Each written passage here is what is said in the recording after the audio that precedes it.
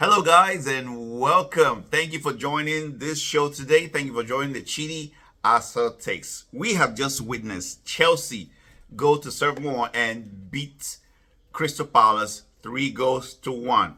Goals coming from João Pedro, Estevão, and of course a penalty coming from Enzo Fernández. Let me tell you guys something.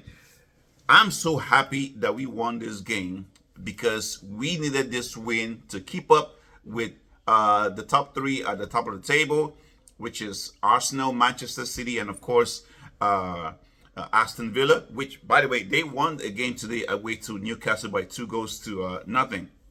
But today's game, there was no Cole Palmer. Okay, there was no Cole Palmer, so I'm thinking the coach is still trying to manage his groin injury, but he didn't play the game. He wasn't even on the bench. All right, so in his starting lineup, we had in the back line, we had Reece James, Badiashile, Cucurella, and of course Chalobah. And in the midfield, it was Enzo Fernández, Caicedo, and in the attack, we have we also had Reece James, and then in the attack we had João Pedro. He put in on Neto, who I think he didn't have a great game today. And of course, Estevão. Now, the first 20 minutes was really nothing to be shown.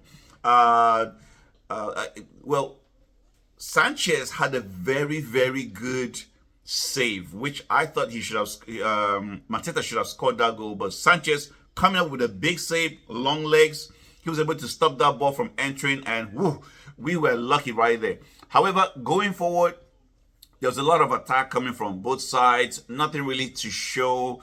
The first 20 minutes, like I said, it was Crystal Palace who had more chances, better shots, and we were just ballooning the ball. And again, Neto, he was not able to beat his man again. I don't know, the two wingers, which is Neto and Garnacho, both of them this season, they can even beat a bloody man, okay? But they kept on pushing, and the goal came through a free kick. Well, it's not a free kick. It was a corner kick to Crystal Palace while they were pushing a lot of men because they had all these tall men in their lineup.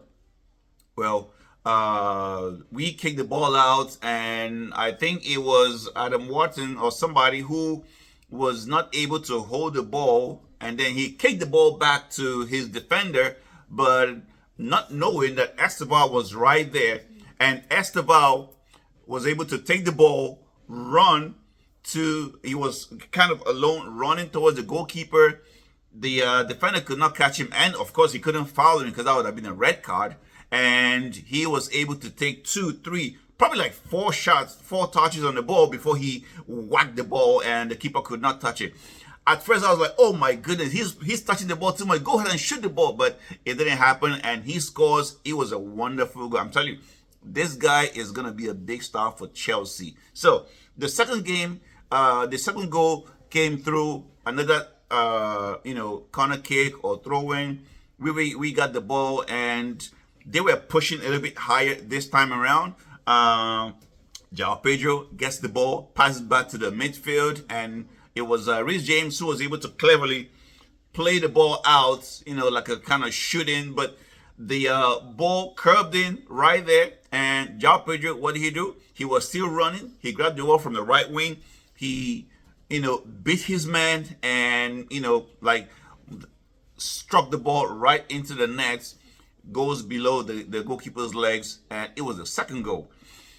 From then on, I knew that we were going to win this game, but of course, you got to be careful because sometimes Crystal Palace, they could come back to haunt us. And we've known in the past, they've come back, they've got a goal, and they were able to either draw the game. So going forward, it was kind of a good game because at one point, they had a goal, they had a red carded offense.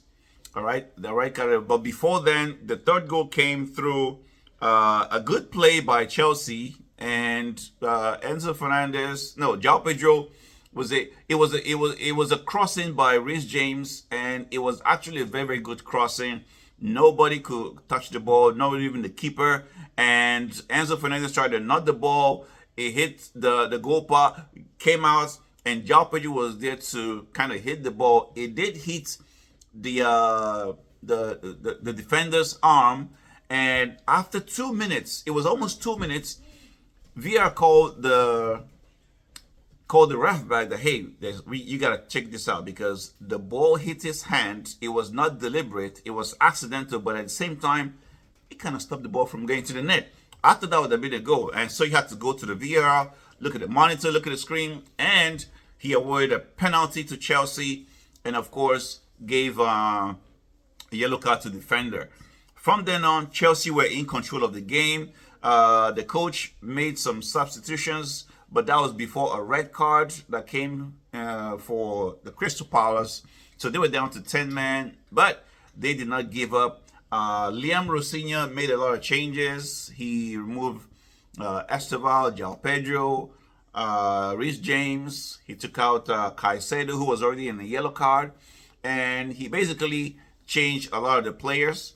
Okay, and they did come in and get us a goal, but I think it was already too late because the goal came in the 77th minute or so, or the 80-something minute. So I knew it was already too late for them, but they kept on going. I think the players who came in for Chelsea in the second half, after we were already up 3 goals, they didn't really do so much. Okay, I guess the message was just go there and hang on to the goal or lead. Okay, don't do anything stupid. And you could see Reece James when he was going out, he was talking to the players, hey, don't do anything stupid. And we go ahead and we won this game. Great game. We are back on the top 4. We're still about 9 points behind Aston Villa. That's crazy. We are 9 points behind Aston Villa. Okay, but hey, we are above Liverpool, which is 1 point. And Manchester United is going to play a game very, very soon against Arsenal. They are still 2 goals down.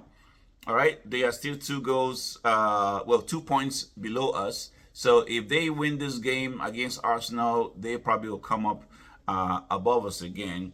But at least we're going to end the weekend in the top 4 or the top 5 of the league. So this was a fantastic win. Liam Rosinha is showing that he's capable of winning. And like I said in one of my first videos after he became manager, I said, this guy, he doesn't care how good we play.